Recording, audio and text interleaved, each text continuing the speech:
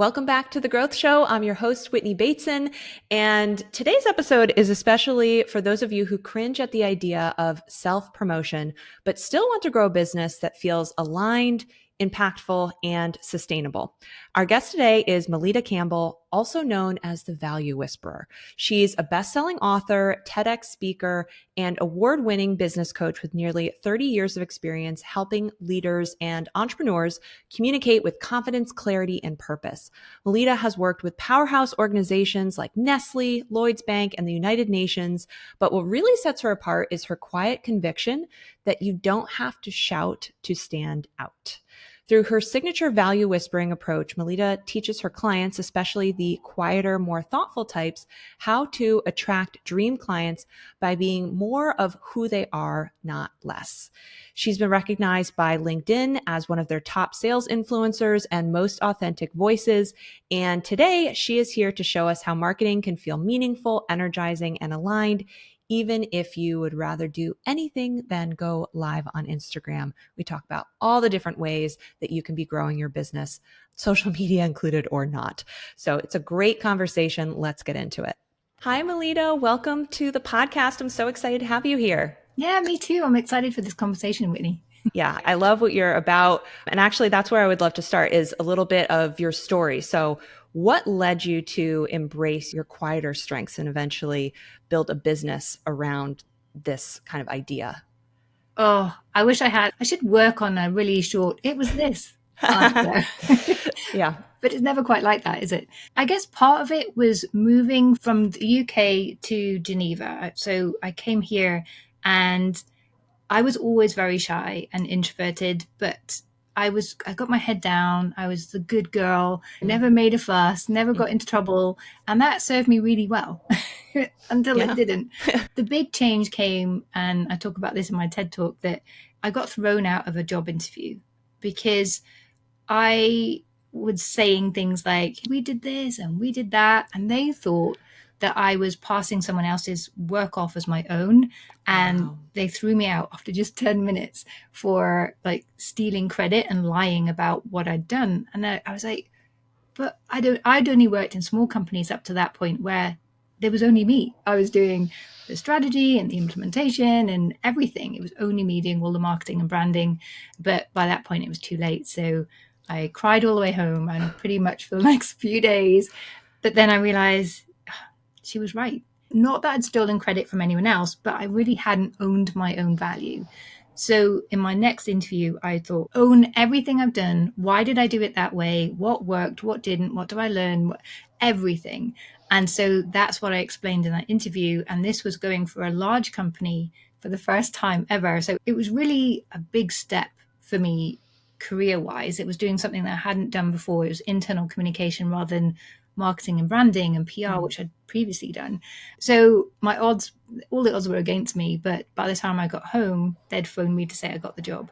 And on my first day, they were like, that's the best interview we've ever had. But it brought me to see that when you own your value and you can communicate that, not in a way that's braggy, but in a way that just shows some confidence and belief in what you do, that things happen for you. And I stuck with that mentality. And throughout my career within that large company, I got promoted every sort of 6 to 12 months, and until I reported directly to the CEO here in Geneva, because people could see my value, because I was really living into it and believing in it. And that was really the big turning point for me. And within the bank, then I saw, particularly here in Geneva, it's not quite like London, where I never felt held back by being a woman in business, whereas here in Switzerland, that wasn't the case. Women really were not seen as equal to men. But the men were aware of that and wanted to do something about it. So I started a women's network to try and help shift that culture, and we made some really positive changes. But then when I had kids and started my own business, I started to network with other women who were in the same business, same position, that it's hard to work and have kids here, particularly as an expat. So they had given up their career. They were very often highly qualified, had incredible international careers, and then suddenly they were doing nothing. And They wanted to start a business or had started a business, but were struggling because they couldn't communicate the value of what they did. They couldn't get the clients in. And they just thought, oh, I need better marketing. I need to do more. I need to be shouty. I need to Yeah. be out there doing more. And that put them off because they just wanted to help people. They had this big heart. They didn't want to be pushy or salesy or dupe people into working with them.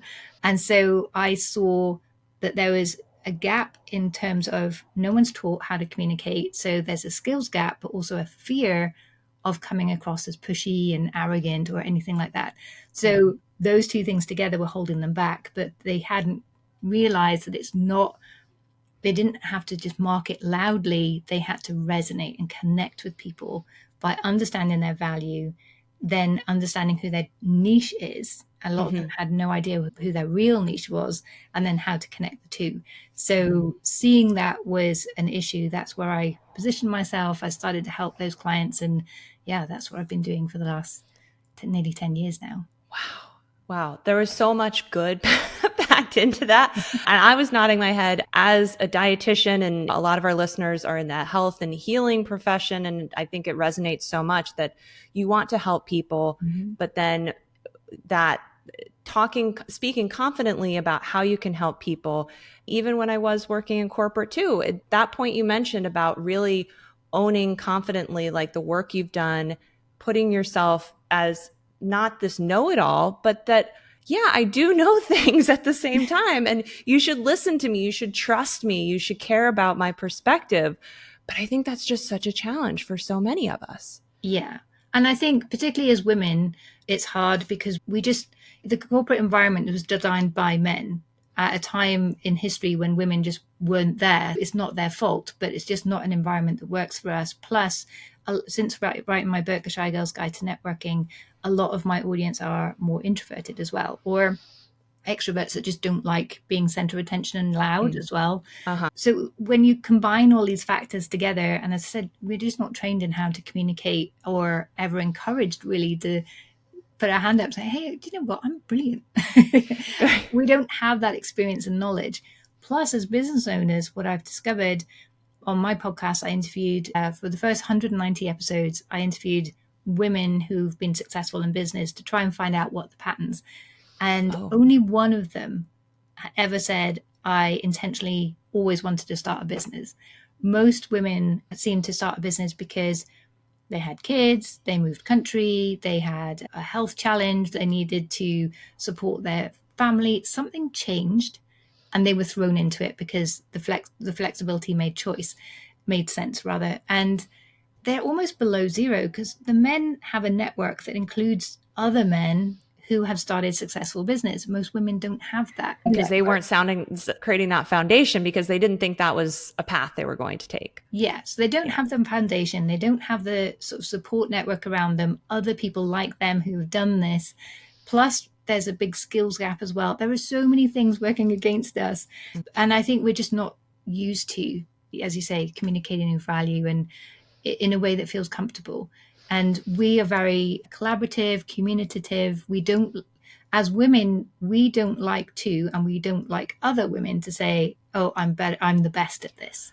So I think we're very conscious of that in the school playground. If you were playing a game and suddenly one girl was really good at it, you changed the game. Because to be fair to everybody, right? Yeah, that's true. It's okay. Let's see what we can do so that everyone feels, because we're empathetic. We're caring about how is everyone feeling. And sometimes though, we go and become empathetic to a fault, right? Yes. And some of the own insecurities that we have about even our confidence and our abilities and all of that, we start projecting those onto our potential customers by not being confident in our messaging or all of that, and therefore making them not confident in us. And just, it's not helpful if you're growing a business. No, not at all. Since the age of 16, I've been studying and working in marketing, communications, and sales. But as a very shy introvert, I wasn't the kind of person that would just like burst into a room and network with everybody. I found quieter ways to market my business, or the businesses I was working for rather. And my first 3 companies I worked for were small. So it was me doing everything. And every single one of those businesses had 10x growth in the time I was there. it wasn't just down to me. There were other people involved, like the sales team and things like that. But it was a significant part of it was due to the branding, the messaging, and the marketing. Mm-hmm. And my focus was always, how do we bring people in? How do we connect with the right people? How do we demonstrate our value rather than shouting about it? And I had never really realized that was my approach, because I'd only done this in a vacuum. I'd done it on my own until I worked for a large company and then realized, oh, my methods are a bit different. But I think that's also what got me promoted several times, was because that was noticed, that I was building relationships first, even with the more senior people. And so I was remembered and built that credibility through this connection and relationship building on a quiet basis. Then I saw that worked for me in my first business. I was a communication consultant first. Then I burned out of that because it was boring. Well, not really boring, but I was communicating and supporting some of the most powerful, influential male leaders in the world. But I didn't feel I was having much impact. But I thought, if I work with women, I'm going to have a much bigger impact, and on their lives as well, not just on their business, and they can then help more clients. So so that was all a big little thing. I'm grateful that you made that shift. And so you mentioned you work with introverts, people who, women especially, who don't really love the spotlight. So in your experience, what does it take for them to become confidently visible without burning out or pretending to be someone that they're not?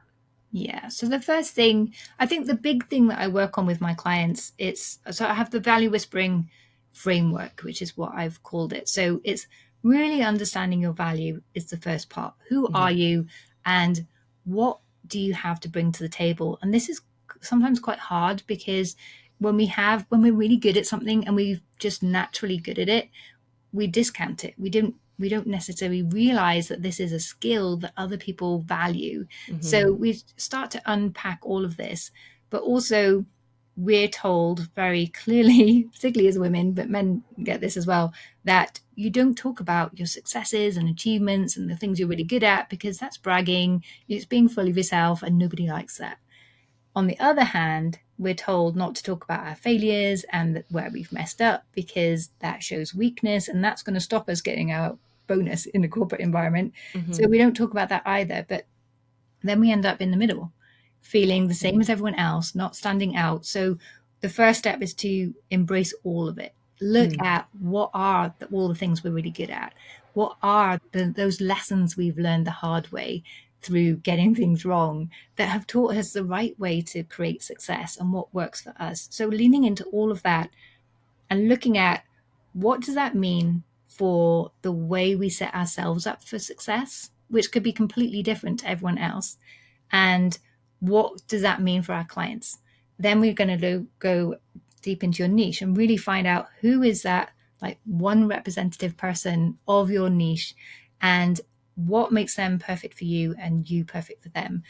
What else is going on in their life as well that you can support them with, because often you can create messaging and marketing to the gaps in their life where they're struggling and no one else is helping them.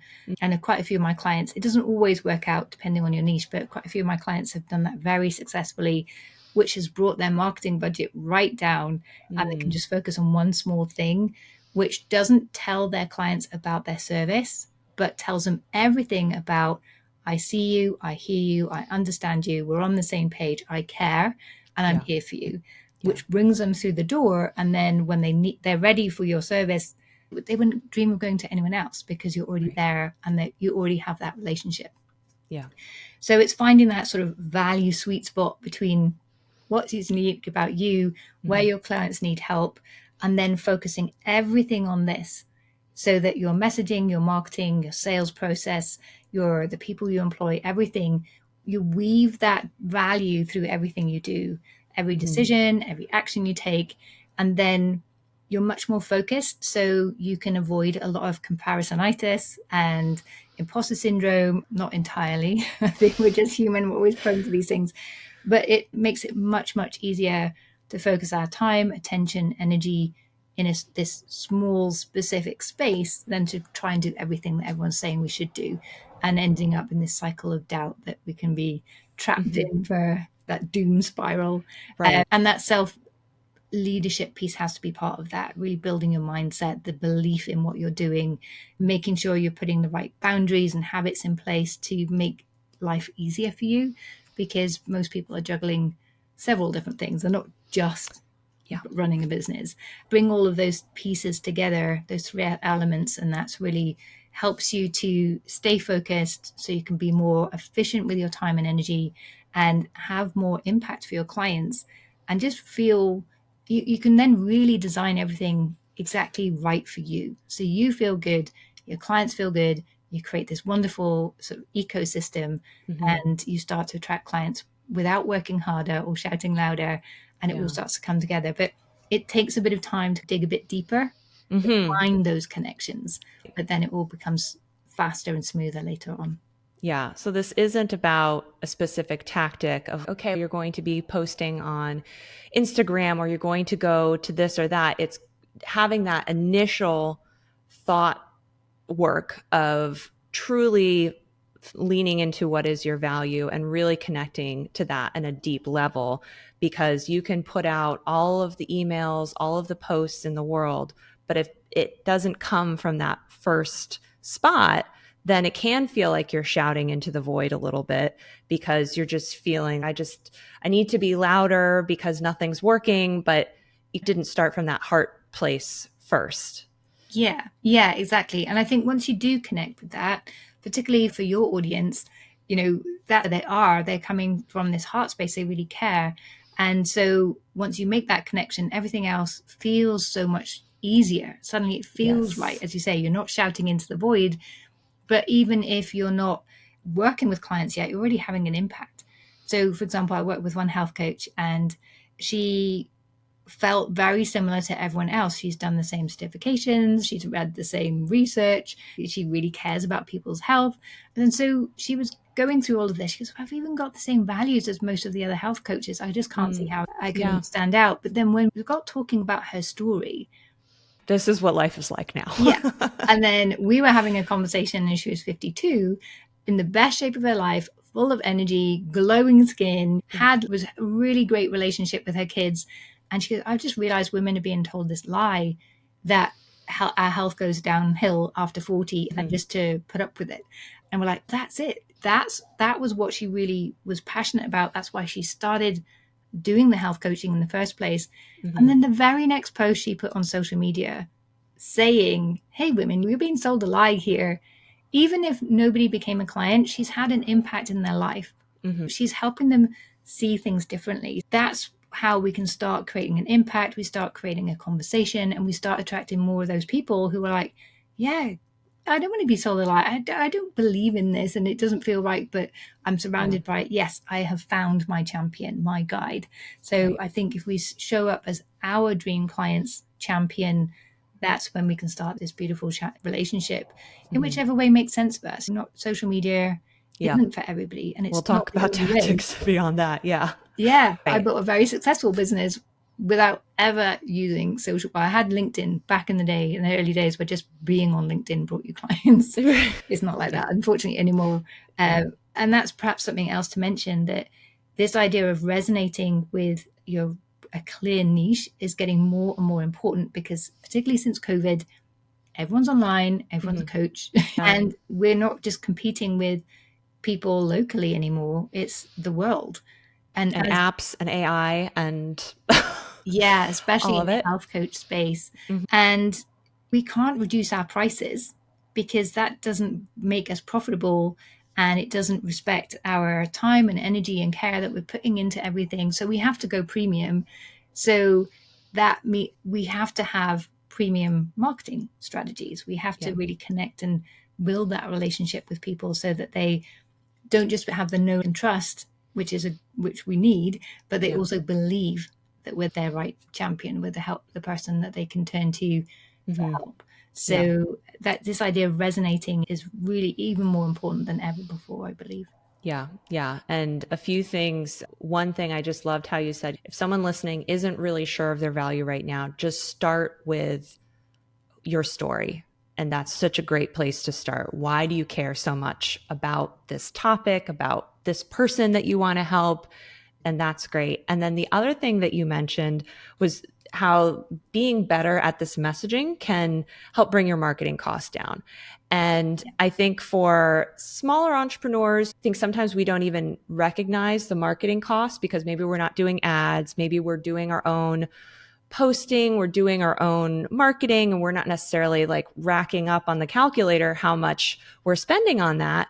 But the messaging being clearer makes people who come to your website more likely to convert into booking a call or becoming a lead. It has people resonate more with the content that you are putting out or the talk that you give. So it's not necessarily about being bigger or louder, like you said. It's about being just more effective in your authentic way. Yeah, 100%. And you said there to help find your true value, look to your story. Why did you start your business? But you can also ask yourself, what do you love to see happen for your dream clients? What do you hate to see happen for them? And Okay, why? great. Why is that? Why is that so important to you? And again, you're going to find your angle that's perhaps a bit different, because we don't need to be completely different, just 5% different to the next person for people to be able to choose one from the other. And the other thing is to look at the feedback you've had from your clients. And you may not have had paying clients before, but every coach has to work with clients to get your coaching certification in the first place. So what feedback did you get from them that tells you a bit about what they valued most about you? And so you can start to dig into this. So the clues are already there. We just Yeah. need to gather them all together and then make a bit of sense of this and think, okay.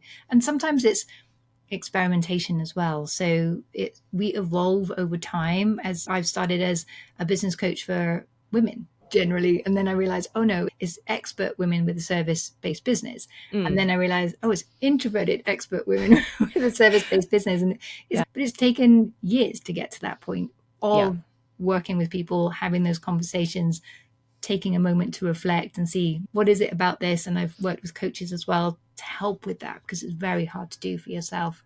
So it's a step-by-step process. Don't beat yourself up if it's not obvious straight away, and work with someone else, To brainstorm reflect with them, back. and perhaps Yeah. get together with someone else who's in their business and do this exercise together, so you can help challenge each other and highlight the things that we don't see, because we miss a lot of our talents as well. Yeah, absolutely. And especially that focusing on what everyone else is doing and all the things that, oh, I don't know how to do that. I don't know how to do that, as opposed to flipping the script and being like, here are all the things that I do know that I am good at, the evidence of that. So you mentioned your book, A Shy Girl's Guide to Networking, and the importance of networking and relationships on business growth. And I would love to know your perspective of how someone can take an introverted approach to networking, or like how would that look different or feel differently for someone who I don't really that doesn't sound so good. Yeah, networking is so important, because this is how we get referrals. We get referrals from people that know and trust us, and they don't necessarily need to be our clients. We Each person knows on average, let's say 250 people well enough to refer other people to them. On social media, we can have tens of thousands of people, but the people that we actually really know is a bit smaller. But then every person you network with, that's potentially 250 potential clients you're actually speaking with. So it's not necessarily that person in front of us that is going to be the key, but who they know.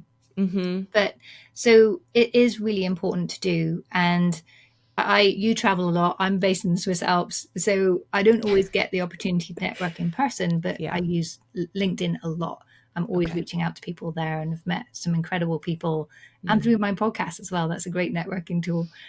But what I found as an introvert starting to network, as I mentioned, Switzerland's the worst place to network, because you just don't even know if people are going to speak English or French or German or Italian or Romansh or Spanish. They Yeah. speak every language here. But so I was really stopping myself, because I had all these fears, all of these doubts, and I was always telling myself, how awful it was going to be, how bad I was going to feel. The rejection. Yeah. And then after an event, I was doing the same, but oh, you said that so and that was so stupid. I really wasn't making things easy for myself. Yeah. But then I discovered I have to figure this out. Here in Switzerland, everything is done through your network. If you want to find a job or a better job or to get clients, it's all through your network. So I had to figure it out. But I went back and looked at where did I feel I was going wrong. Firstly, I shadowed an extrovert for a month and she was brilliant, but she was not my style. She was like having 5 conversations all at the same time and loving it. I was like, I just could never do that. So that wasn't going to help. But what's my way of doing it? And I guess similar to the process after being thrown out of that interview, like looking back, like where can I add value to a conversation? Why am I even bothering with this? Why is it so important to me? And I came up with what I call my victory formula. So the first part of my book is taking you through this formula so you can create your own rules of engagement and showing up. So you can look at what's comfortable for you. What is so the V is your vision. Why do this? What's it going to do for you? The I is the intention. So what is going to make you show up each time? And what does that look like for you? The C is the courage to do it, because you need courage the first time, but once you start doing it, you build the confidence. So you need the confidence comes after, not before. So as a lot of people, I like that. I was waiting for the confidence. It's not going to come. Yeah. you need courage first. Yeah. You have the courage first, take that bold, brave action. Then you'll get the confidence that, oh, I can do this and I don't die. The more you do it, the more, and confidence is dynamic. So we have to keep doing it to maintain that level. Then the T is to understand your true values. So what can I bring to people that's different? The O is to understand your obstacles. So we all have a sort of a nemesis, not necessarily a person, but a situation or something that we know if this happens, it's going to trip me up and I'm going to feel terrible. Shut down. Yeah, it's going to not be good. And therefore, what can I do to negate that?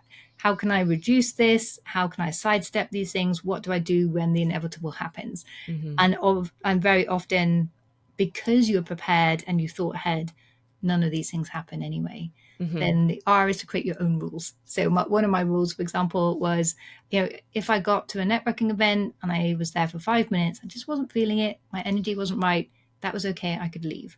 And I gave myself permission to just be there as long as it felt comfortable. And that was massively helpful for me. Another rule I had was to try everything I eat every day that would scare me a little bit, to build that confidence, because you can build your confidence in different situations as well that will help in different things. So, for example, instead of emailing someone, I would telephone them. That for me was terrifying. Yeah, I think that takes a lot of bravery these days for some reason. Yeah. I was like, invite a colleague out for lunch for a chat. Small things that for me felt really difficult, but it got me into the realm of talking to people, building relationships, that kind of thing. And what I since discovered was from a quote by Eleanor Roosevelt, who was a massive introvert. She was really shy. And it wasn't until she left her husband and started out on her own that she became really good at networking and public speaking, because she wanted to find her way of doing things. So I really liked the idea that, maybe this is how she got out there as well, was by creating her own rules and pushing herself a bit. And then the why is simply just to remind yourself that you've got this. So I love that. Yeah. So that's a little formula that I created for myself, but then I've seen it help so many other people as well, just to get your mindset and make things feel doable in incremental steps, and to discover for yourself, where can I show up? How can I do this in a way that feels good and makes a difference for other people? And actually, introverts have so many incredible strengths when it comes to networking. We like to listen. We like to reflect a little bit and then share something meaningful. But giving people your time and attention is the biggest gift you can give, particularly these days. These small things, that's how I built my network. And it just grew, and I got asked to speak about networking at different events, because then I became known for my network. And then I was being asked to speak so much, that's why I wrote the book. So that was my whole process. I love it. And I need to get that book, because I think I'm definitely an introvert, and networking is one. I like that formula, just sounds great. And I think something that's interesting too is that networking can take so many different forms, especially for our listeners. They might be going to a doctor's office or a gym to share their services and let that practitioner or business owner know, hey, I'm here offering health coaching or nutrition related support or habit change or whatever the case may be. That's networking. And how can you use that same formula to ensure that conversation isn't just, hey, here's my business card. If you ever have anyone who needs these services, call me. Like, that's not necessarily going to be a memorable interaction. You're not really adding a whole lot of value yet. And you're not going back to the very beginning of what we were talking about, really talking about and owning like your value and what you bring to the table. So I think all of these opportunities are things where you can see it as networking and how to apply that to make it as effective as possible. Yeah, and I think that idea of marketing to the gaps can really work well here. How can you already serve these people that you think could help serve you in a way first? How do you add value into that pot? In PR terms, we used to call it building goodwill, putting goodwill in the bank. So you'd build up this goodwill, and then when you needed something, you could withdraw. You couldn't withdraw all of it. You could just withdraw a little bit, but you had to build up that relationship first. And it's the same idea. And with networking, there's 3 stages. It's what you do before, during, and after the event or interaction. But actually, if you get the before and after right, you almost don't need the interaction in the middle. It is very helpful. Yeah. But that takes some pressure off too, I think, especially for introverts. Yeah, and we like to be prepared, and we like to build over time. We don't like to be put under pressure to like, okay, it's now or never.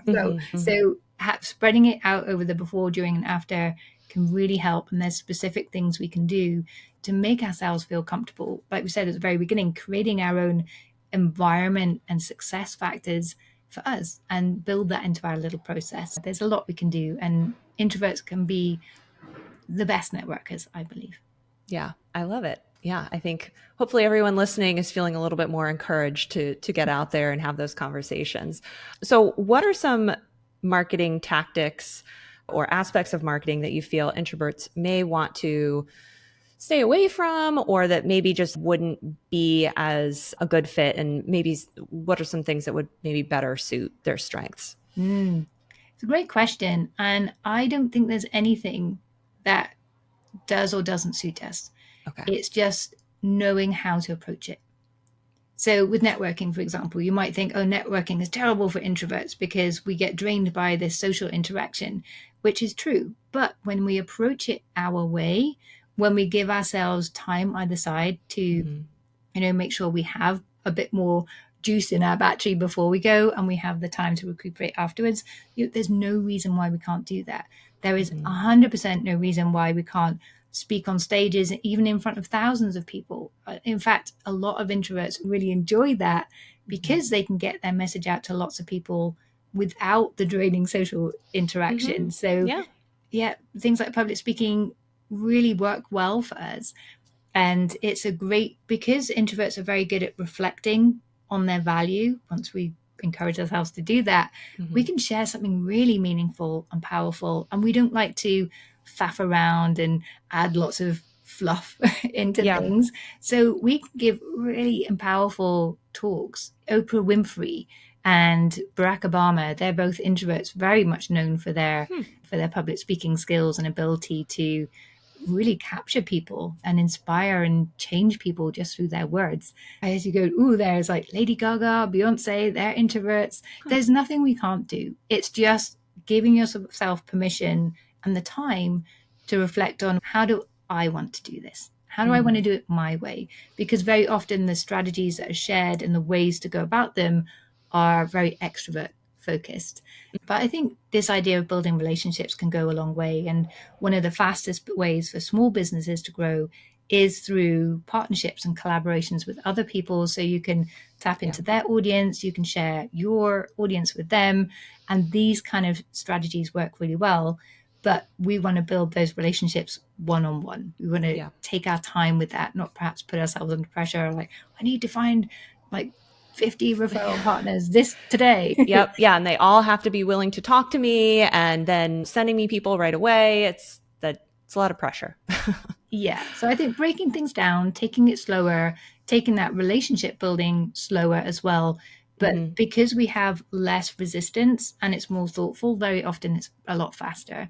So it's one of those things. I got challenged on it recently because I was saying it's you can have this quiet impact and like, yeah, but isn't that slow? Actually, for most of my clients, it's really fast Mm. because it's really aligned with who you are, who your clients are, the direction you're going in. Everything feels right.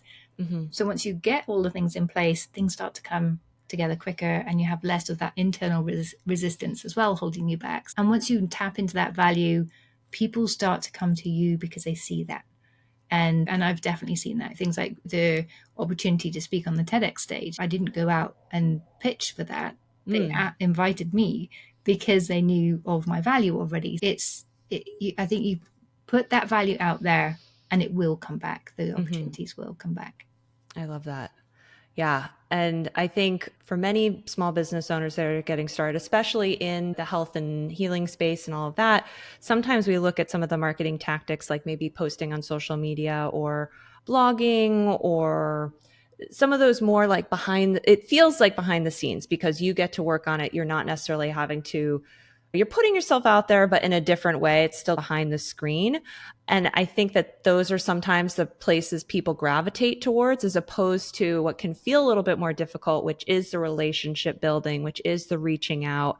And I know for myself, when I was starting my business, those were the things that really got me going, was actually personally reaching out to my network. And sure, if you like posting on social media and putting out content, those are all good tactics to do as well. But especially if you're just getting started or at any stage and you want to grow, the relationship building, that authentic connection with people, I think sometimes it's gotten a little like forgotten these days because of all the shiny new things that people can be doing Mm. to market and all of that. But that human connection is, I think, sometimes the hardest for us to overcome, to feel, to want to do it, but can have the biggest ROI.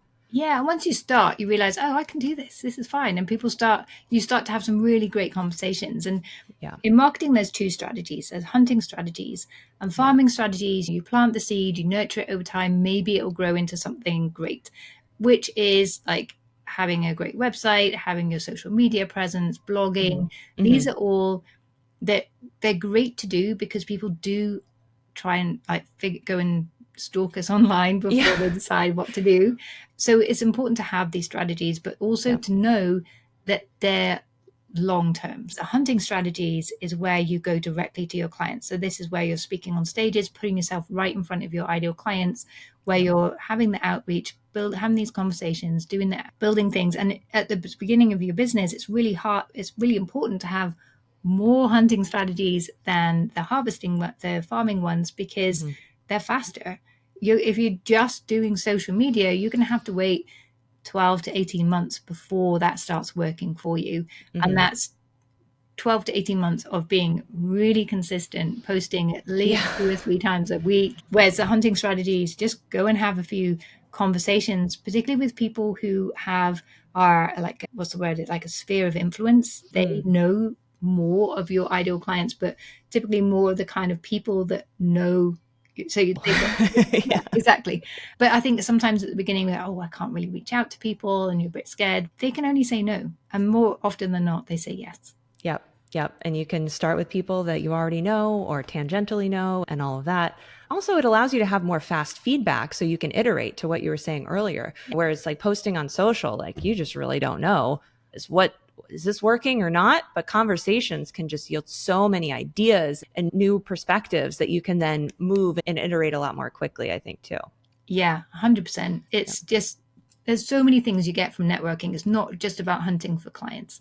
There's so much more about it. And as you say, the more you have these conversations, the more clear you get about how you communicate the value of what you offer, Mm-hmm. because you see straight away, oh, they're not getting this. Okay. Scratch that. Next Right. conversation, let's try it this way. And very quickly, for a while, I had a product business in the health and nutrition space. Mm. And I used to do these market square sales where you just had a table and people were Yep. coming and going. And it was terrifying at first. I thought, oh no, this is going to be so overwhelming. And it's selling, for which I'd done before in a corporate setting, but not really Like want your me own. actually Yeah. interacting with clients. And actually, I loved it. It was so good. But my pitch refined over one session. Uh-huh. I learned, okay, if I say this, if I do this, I put this here, I learned everything I needed to from the first tabletop. And then all my other ones are really successful. Whereas, yeah, if I'd been posting on social media, I never would have got that speed of learning either. So, yeah, sometimes doing the things we feel are uncomfortable, actually, we really enjoy. Because I was thinking, oh, I'm going to have this interaction with hundreds of people, but it wasn't. It was one conversation at a time. And I'm quite good with one person at a time. Yep. So it was actually fine. Yeah. Yeah. Oh, I love that.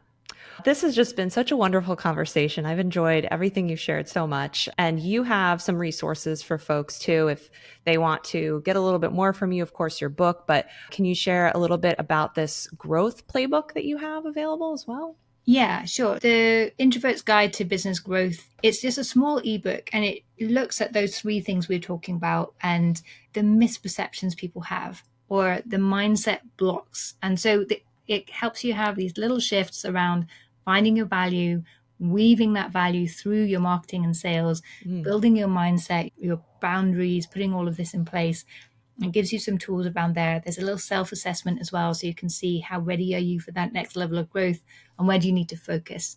Because often we're trying to do all sorts of things, but we haven't really taken the time to think, okay, what's the one thing I can focus on that's going to make the biggest difference right now? So there's a self-assessment in there. There's lots of different resources. There's lots of clicks through to free masterclasses in different things. So for example, niching is always a big one. So there's a link through to a masterclass I've done on that. So it's like a little resource, but it grows and builds into a complete course almost. Yeah, I'd love for people to download that and help see their next level of growth, where that can come from. I love it. I'm so excited to share that with folks. We'll have the link in the show notes. So, yeah, thank you so much for your time, Melita. This was wonderful. You're welcome. It's so nice to have this discussion today, Whitney. I've really enjoyed it. Yeah.